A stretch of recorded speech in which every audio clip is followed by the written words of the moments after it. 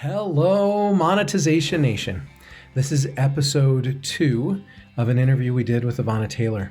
Commerce Signals estimates that 40% of all media spend is wasted, and some marketers believe that at least 26% of their budgets are wasted.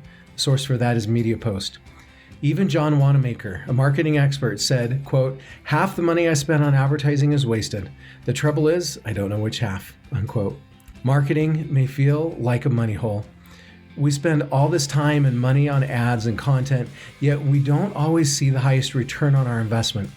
However, marketing doesn't have to be this expensive. Ivana Taylor only spends $17 a day on her marketing strategies, and she doesn't waste any of it. In the last episode with Ivana, we discussed preparing for positive and negative tectonic shifts, marketing, and selling to an established audience. In today's episode, we're going to discuss how to choose the best marketing strategy for your business that will help you get the best ROI. How do you market for $17 a day? Well, really, the answer to that question, like I said, is to double down. It's all about focus, right? So imagine, and I've been through this, right? I've done it all. And I've paid $500 a month for different tools and services and hiring people and doing things and so on and so forth. No, I recommend that you choose a marketing strategy, right? Are you going to fly? Are you going to walk? Are you going to drive?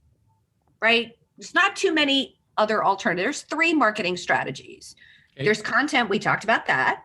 Okay. There's paid advertising. Yep. This is a new favorite of mine. And there's, of course, direct marketing. This is your referrals and your selling and different ways. You're going to wonder, why is that important, right? Like, why does it matter? I'm going to tell you why it matters. It matters because all those other tasky things that people talk about, like email marketing, webinars, building this email list and how you're going to build an email list, and whether you should do social media, whether you should, any of those other things are tasky things. And those things need context. Let me be clear. If I'm running a content marketing strategy, right? And that means the emails I send out are going to have to do with content. Here's some content I put out. Click here to read it. That's how I make money. I make money by generating traffic and through ad revenue and sponsored content. I make money through content. So I'm not going to be pitching people consulting services on my email, because that just isn't where I'm going with that, right? Okay. Likewise, if you're going to do a webinar, are you going to do a webinar to sell something? That's direct marketing. Are you going to do a webinar to educate them? That's content marketing. You see what I'm saying? Yep. So if you're just looking at do webinars to make money, well, and tell people what exactly. You see what I mean? Yep. So the strategy fits into one of those 3 categories. So I always first, because we talked about how I chose content and how I invested. I have so much money in my budget to invest in tools. Now I know where to put them. Right. I know I'm not doing webinars, so I'm not paying for some fancy schmancy webinar service. I already did that. It didn't work. See what I'm saying? So and I also want to give a shout out to advertising. Okay. Can we just, Nathan? Why? Why do you like paid advertising? Another epiphany. So I had these clients, especially if you were in a niche business, like let's say you manufacture certain kinds of widgets, or you're maybe in the tech industry. Again, it's some kind of niche. You see what I'm saying? Like a specific, like if I'm an engineer and I search for cold forming or like some term, right? That's not going to, I'm going to see that ad, right? First and foremost, advertising is awesome if you don't want to sell, you don't have time to sell, you're not going to hire a salesperson, and you suck at it. Can we just be clear, right? And so there's been this prevailing conversation, and I suppose I've been part of it with a brand like DIY, like, it's as if every marketing thing we do is so that you don't have to advertise. And I'm like, that's stupid. Like, why would you take $10,000 and throw it into some program, right? Where you're going to learn how to build an email list, or you're going to learn whatever it is. And you do that. You take that money out of your pocket and you give it to this other expert person, right? And you take that course. And then what happens, Nathan? Most of the time people buy the course and don't even consume the information. So now you've taken that $10,000, right? And you threw it, like, you could have burned it. You could have gone on vacation, for crying out loud, right?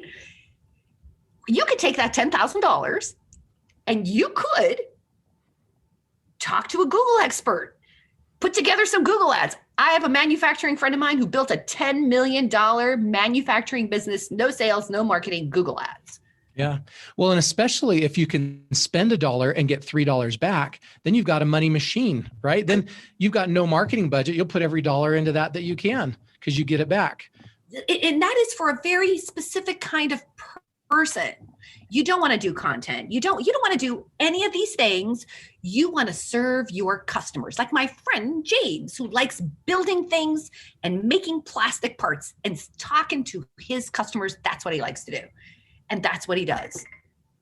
Why would you spend money on a promise when you could invest it in a machine? And like, I don't understand that.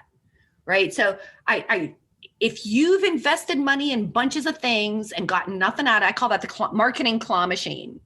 You give it money, it gives you nothing. It's like, or like a slot machine. You give it money, you pull the slot, you get nothing. No, just decide, save your money into a bucket and double down. So I'm a big believer in focusing and double down. And when you do that, 80% of the BS goes away. Especially if we're doubling down on the things that work the best. Sometimes people double down on something that's not working, and that's insanity, right? You test a bunch of different things, you find what's working, you turn off the things that aren't working, and then you double down on what is working. Doubling down does not mean spending more money on what's not working. Correct. And I mean, I don't want to say to not, and I'm just going to say, if I've invested money in a program recently, but why did I do that? Because I tried to do it myself and I spent time and effort and money, and it was just garbage when I knew that the system was good. And what was missing is I didn't have the right software. I just wasn't doing the process properly. Yeah. If you've done something and everyone else is doing it and succeeding, and you just are hell bent, it's matching with what you want to do and matching with your strategy, that's when you invest, and only do one.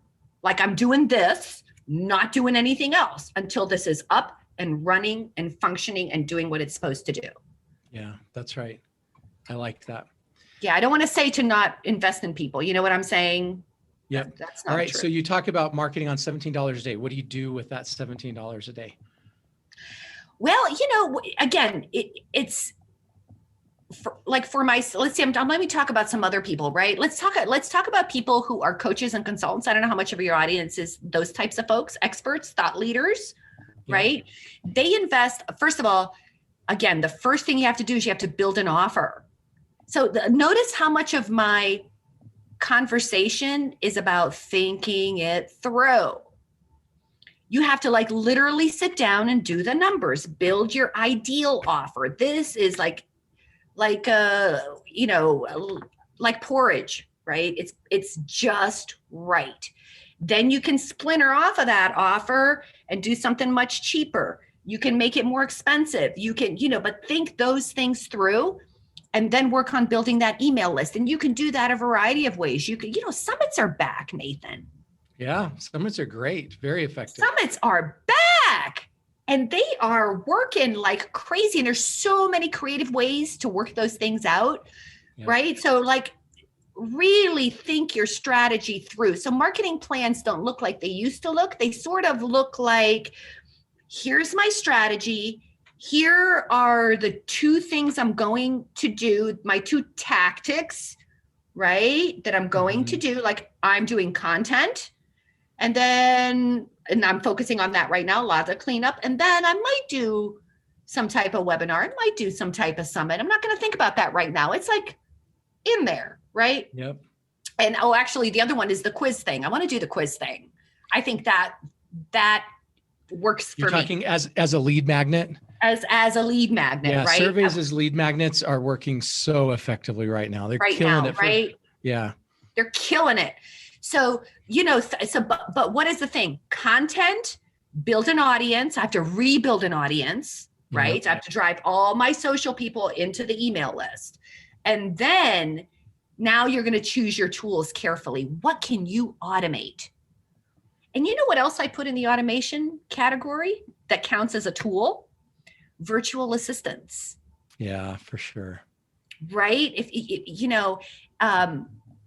I don't advocate always. I'm a tool junkie. I like working with tools. Some people are not. I recognize that, but please don't be stupid and don't just count, learn, take the time to figure things out, go on the demos, learn how the tools work, make an intelligent decision, right? So that you choose the right tool for the job. You can then hire a virtual assistant to run that back end for you. There are virtual assistants that do all kinds of things. So that's a tool. Yep. And I literally spend, and most small business owners do $500 a month. That's $17 a day. Yeah. Okay. So you talked about those 3 different strategies where you really got to pick one of those 3 strategies. How do we decide which of those three strategies is right for us? It's a time and money thing. Like everything's time and money, right? Yeah. Like let's go back to content. Content, you got to have a lot of time, and it is a long game. Content is, I call it like farming. You plant your seed, you water, you're always doing the same thing, and and a payoff. There are people who get a quick payoff, but I would say don't count on that. Content payoff, probably 18 to 24 months. Right. But it's more long-term and sustainable, right? You invest up front and then you get recurring value from it. Correct. So, so money time, if you've got more time than money, content is a great way to go. And don't forget, video is content. YouTube is content. How-to videos are content. And those can generate real revenue, right? So content, more time than money, right? Right. Then we have direct marketing. Your direct marketing, that is just downright selling. That is your fastest path to cash. That is referrals. That's another. If you need money like yesterday, then you're doing direct marketing. Put your offer together, start creating a referral base, and start having those referral conversations. I think that's a course I'm going to do, because every time I ran that referral system, Nathan, I had business. And then I got busy, so I didn't run the referral system. So then what happens? Right. So what was the referral system you were running? Give us that. A big 30,000 foot view, right? And now we have LinkedIn, which is like so much better. Basically, I do that thing that the network marketers tell you to do. And you do this, you make your list of like 250 people. Okay. You make your list of 250 people, and then you categorize those people. Some people are what I call friends and family. They're insiders. So I have insiders on the list. Then I have partners. These are people that come before you or after you. Like, let's say, for example, a real estate agent and I don't know, a home decorator are like partners, right? They're serving the same audience, but with different things, right? Yep. And then, of course, you have influencers. Now, influencers are not celebrities, people, okay? Influencers are people who are trusted advisors to your ideal customer. And that could have reach and they have credibility. Exactly. And they have reach, resonance, and relevance. Those 3 things that an influence, and that could be the secretary. You don't know that. Right. But that could be they're the expert in a conversation, right? So so then you categorize those people, and then you create a referral guideline. Now, this is what you could put on your LinkedIn profile. So there's a whole thing for that. How do you want people to know who you are? Who exactly are you looking for? Here's a real example. I have a friend who's a financial advisor for women going through divorce. Cool. Boom. Great niche. Yeah. Right? Like, you meet that. So always think about, like, I'm at a cocktail party and we're sharing information. What are some things? How would I describe my ideal customer in a way that, boom, like that? Yeah, I had a client that was for a while there, a good period of time, that was a high level financial advisor. And he said that one of his best target audiences were women going through divorce because they're at a spot, they're looking for someone new, they're looking for advice.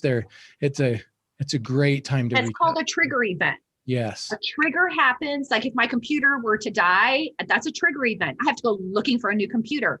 So once again, here we are. Think it through, people.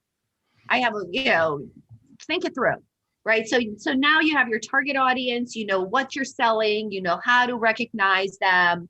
So those are important things. And I would say all of those things should be in your LinkedIn profile, but write your LinkedIn profile to that person. Right. To that person. So if your ideal customer is a woman going through divorce, then you need to write to that one person because that's who you want to see that. Yeah. So, and referrals are really just a matter of having conversations. So much easier today. I used to have to make phone calls. I had a rule that I had to make like 3 referral conversations a day where you have this, what do you do? What do you do? Blah, blah, blah. How can I help you? You know how that goes. But I promise you that is your fastest path to cash. Referral marketing, direct marketing, your fastest path to cash. Then you can take that content and repurpose it and do a webinar. And, for direct marketing, and if you want to do, selling from the stage, do webinars, that takes some personality. Not everybody has that, right? So the referral marketing is the more like under the radar, whereas doing a webinar and like really teaching and training and doing those things, that's more of a above the radar type of thing. So those are those 3 strategies. And I'm hoping that in this conversation, you guys can see how suddenly you cannot even unlearn this. Suddenly, when you see an article out there that says like, oh, email marketing strategy, or like, oh, yeah.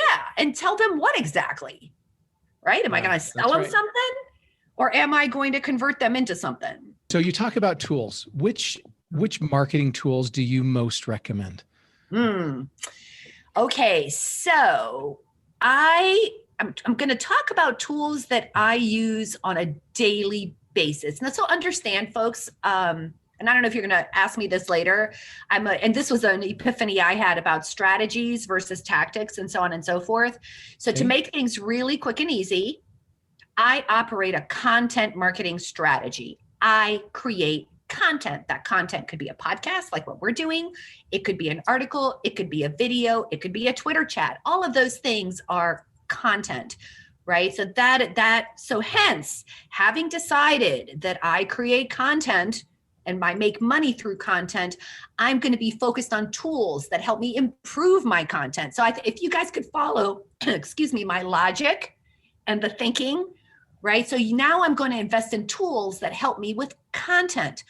The most expensive tool that I purchase, and I'm happy to send them the money, SEMrush. Yeah, SEMrush is an SEO tool, but it's for content creators, right? It's maybe it's not the most technically best. A lot of people like Ahrefs, but I use SEMrush because it helps you improve your content. The next set of tools are an offshoot of SEMrush. And I actually have 2 versions of each. One is called phrase.io. They've done a huge amount of improvement. They help you as you're writing content. It's better than SEMrush gives you like numbers and things. I don't know, can't deal with that. Phrase.io, when you can put in a URL for an article and it will help you optimize it. It tells you what words to use and how often to use them. It tells you what headings to use, helps you do research. And similar to phrase.io, but apparently different enough that am willing to pay for them too, is a tool called Surfer SEO. And it does very much the same thing as Phrase. I just find it easier to use. And those are like games. And then there's a third tool I use, also related to creating great content. I'm a big fan. They're new, they're exciting. It's AI, it's awesome. Conversion.ai. Have you heard of this thing? I have not. Oh my God. Tell me about it. I'm going to tell you, people. Let's just be clear. It is an artificial intelligence tool that actually writes content. You give it a little bit of information and it uses a very special algorithm. It does not scrape content. That's a very important distinction. It uses an algorithm, and I think it's called like GPS-3 or something, and it somehow goes around the web and magically puts words together that are actually really good. And now, it will not write your content for you. Like if you're doing something very specific, I was writing some very specific reviews of email marketing tools. It ain't going to write your review for you. Yeah. But it will give you something to work with. So if you're struggling with writer's block and you don't know what to say, this will give you something to tear up. Yeah, give you a starting point. But you can see that those are tools that I use every single day. And because my strategy is all around content, you can see that I've invested quite a bit of money and time in content. Okay, going back to the tectonic shifts discussion we had earlier, there's a tectonic shift we talk about a lot. And I think this is one of the biggest tectonic shifts we're dealing with today. And it's the tectonic shift of credibility marketing. So in the past, businesses used to buy a ton of advertising and just use it to tell the world how awesome they are. And that strategy doesn't work very well anymore. And businesses are having to find much more credible ways to communicate with their audiences. They're doing influencer marketing, like you talked about, or referral marketing, like you talked about, reviews marketing, or client success story videos, in their marketing, right? What experience have you had with credibility marketing? What advice can you share with us of how to more effectively do credibility marketing? Maybe a story or an example of a client that's done really well with that. Okay, so much to talk about, right? And you are so right. And here's what I'm going to say. I just want people, when you hear the word influencer, you keep thinking about like some celebrity like Kim Kardashian. No, every single business has influencers. I had a friend that called them sneezers. They're people who are enthusiastic. They're fans of your business, whether that's a restaurant or a lawyer, right? So your goal is to here's something simple that every small business can do. You can create like a customer advisory board. You could create a little advisory board. You can include those people in that conversation where you got your pulse on what's happening, and these people want to share feedback. And that means getting good feedback and bad feedback, right? Right. It could be something like, you know what, God, you are like such an amazing lawyer, but you never show up on time for a meeting. It would really help if you would show up on time. I mean, that's like a stupid example, but that's valuable feedback, right? So you can create an advisory panel because those people are influencers. Right? Yeah. So you can create that. The other thing you can do is really leverage those happy customers. And that means inviting them. That means giving them a platform to share, maybe on your social media. That's less content for you to create, right? So inviting them to share, that's what I've seen, especially coaches and consultants. They bring on their successful clients because those people just shine. They're like, I didn't know what I was doing. I was confused. I was a mess. I was in debt. You know how that story goes, right? And then I did this and blah, blah, blah. And having said that, there's another thing that every business owner can do for themselves in terms of credibility marketing that I don't see a lot of people do. I do see some, like this coach. Make it a point to have your clients be successful. Do you know why this woman's clients are so successful?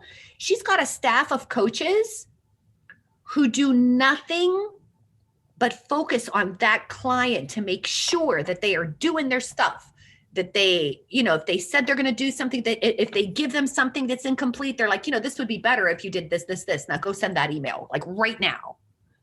And so the reason why we want our clients to be successful is when they're successful, they're going to be repeat buyers. They're going to be happy with us. They're going to refer us to other people. Exactly. So I always tell my small business owner clients, it's like, don't just treat referrals and happy clients as a happy accident. Like, it's like, oh, yay. No, you have to put a system in place to make sure that they are successful. If you have to hold their hand, then you have to hold their hand. If you're not going to hold your hand, get somebody who will hold their hand, because that is marketing that 10x pays for itself. I love that. Don't you agree? Yeah, that's brilliant. Great advice. Thank you so much, Ivana, for sharing your stories and insights with us today. Here's some of my key takeaways from this episode. Number 1, basic marketing strategies fall into content marketing, direct marketing, and paid advertising. We should choose one of these strategies to focus on and double down. Number 2, choosing what strategy to use comes down to knowing what we have to offer and how much money and time we have. Number 3, we should take the time to think our strategy through before we begin implementing anything.